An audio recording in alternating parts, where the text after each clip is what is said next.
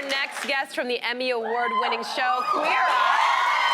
Where, of course, he wins over our hearts one avocado at a time. Now, Antoni Porowski is bringing his culinary experience to the pages of his first cookbook. Please welcome actor, model, and chef, Antoni Porowski!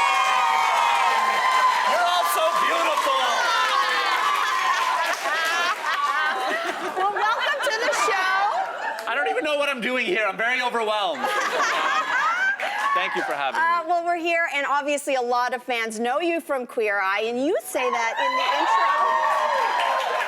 in the intro to your cookbook, you say that landing this role of a lifetime as the food and wine expert, it kind of led you naturally to your first cookbook. So take us through that ABC. Yeah, I think, you know, Queer Eye has given us this like wonderful opportunity to help people in really meaningful ways, and we figure out how we can best be of service in such a short amount of time. And then with the cookbook, I was basically able to explore like what my story has been through food. Food has been, I think it's the ultimate connector. It's how I say thank you, how I say I'm sorry. It's how I spend time with my family. And it's everything to me. So I'm just so grateful that I've had the opportunity to share my stories through food in a cookbook. So we're hungry. Can we get to the recipes? Can we start to begin? This recipe, this first dish is from a Canadian favorite, and the throwback to your days growing up in Montreal. Correct. Right? So tell us about the unique spin that you put on poutine. Poutine. It is a favored classic. What just happened? They like it. They I was like, what happened? It's in the monitor. You're all very energetic, and I'm in for it. So poutine is enjoyed by people when they're drinking, as a consequence to drinking in the day after, as a hangover cure. It's a beloved staple of Quebec, and it's basically gravy, fries, and cheese curds. So my version ties in American and French-Canadian culture. We're using tater tots. Americans love them. Cheese curds, which should be kept at room temperature because they're really nice and squeaky, and that's where we keep them in our dépanneur, next to the cash register, because they don't belong anywhere else, with a little bit of demi-glace. So yeah, and some chives for sharpness. Marcy's So good. loving it.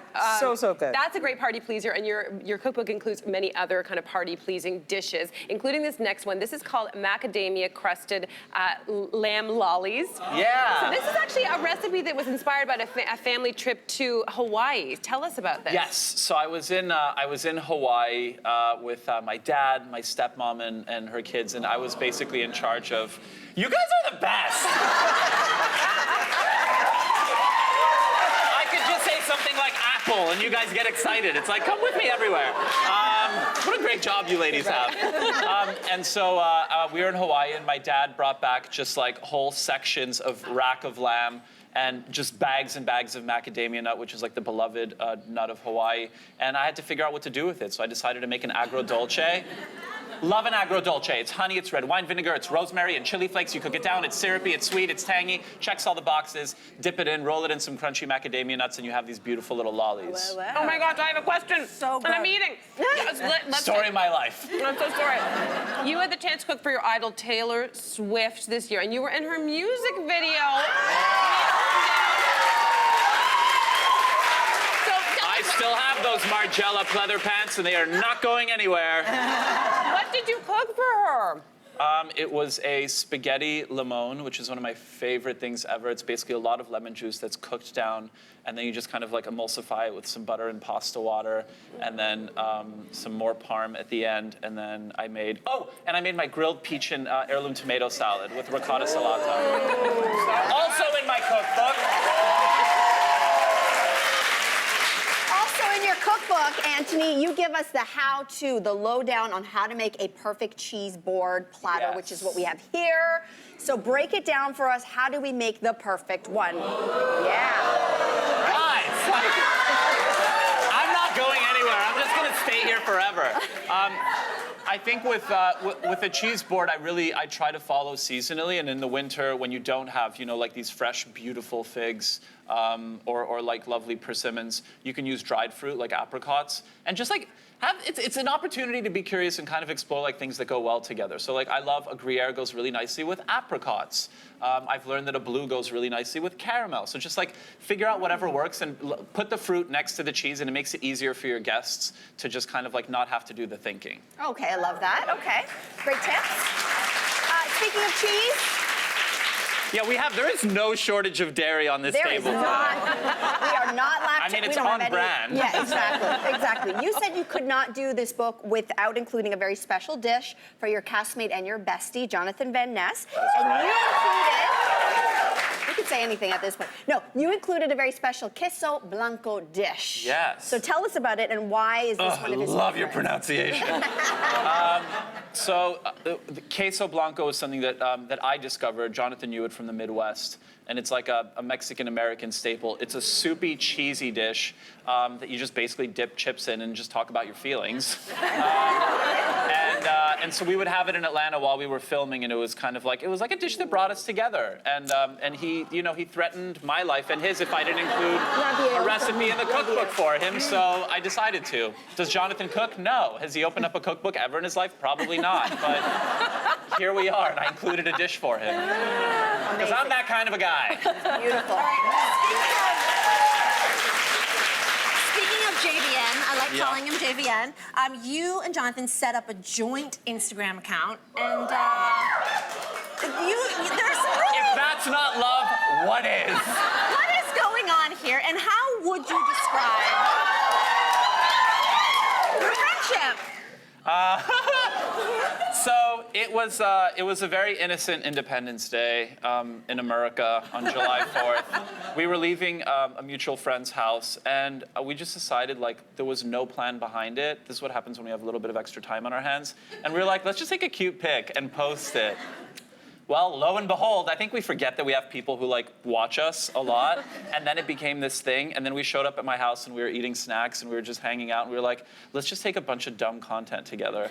And we just posted videos of me feeding him a Prince Polo bar, which is this delicious Polish bar that no one really knows about, and just eating a bunch of stuff and just doing dumb things, and now the account has gone viral, and it's... We appreciate it. What is life? We appreciate it. Thank you. And we're gonna keep on doing it. You mentioned Polish food. Yes. You said that this cookbook was a way for you to reconnect with your Polish roots. I appreciate that because I'm married into a Polish family. My husband, his name is Jacek. Congratulations. Thank you. And also, I'm really sorry. No, don't be sorry. It's both. It's both. Look, I have to tell you, it's been like staring into a time machine because Jacek, you and Jacek look very similar, especially when you have frosted tips. Take a look. That's you, and that's Jacek. He's very handsome. Thank you very much. Anyway, one of the dishes in the book is a Polish I dessert. did bleach my hair. That was an idea. Thank you for reminding me. Sorry, go ahead. So you have a Polish dessert in the book Yes. that is commonly served at Easter and New Year and Christmas. Polish caramel squares. Nice. Tell us about these. So this is called a mazurek. My dear Auntie Magda would make 40 or 50 different kinds of these. I basically made a version of it that is shortbread, but it has a bit of crushed hazelnut as well, because why not?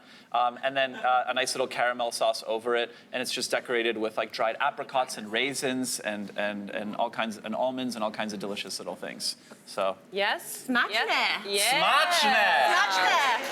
Smaczne is tasty in Polish. Okay, we're going to end with something that was a family favorite of yours growing up. Tell us about this raspberry mousse dome. It is so beautiful, first of all. Swallow your bite, Anthony. It's just me talking to myself. So my mother, excellent cook, not the best baker, but she always had one staple dish that she would make all the time that was kind of fail-safe most of the time, and it was her raspberry mousse dome, which was just a massive dome that was decorated with all kinds of fruit and mint. And so I made my version of that, and I decided to add just a little layer of, I love a chocolate bomb, and so there's a little layer of dark chocolate over it with fresh berries. And Get in there. yeah. Oh, thank you. Smaczne? May I try? Smaczne. You say it so well, too. I'm half Polish. Antoni, this has been an honor and a pleasure. Thanks for joining us. Thanks for having me.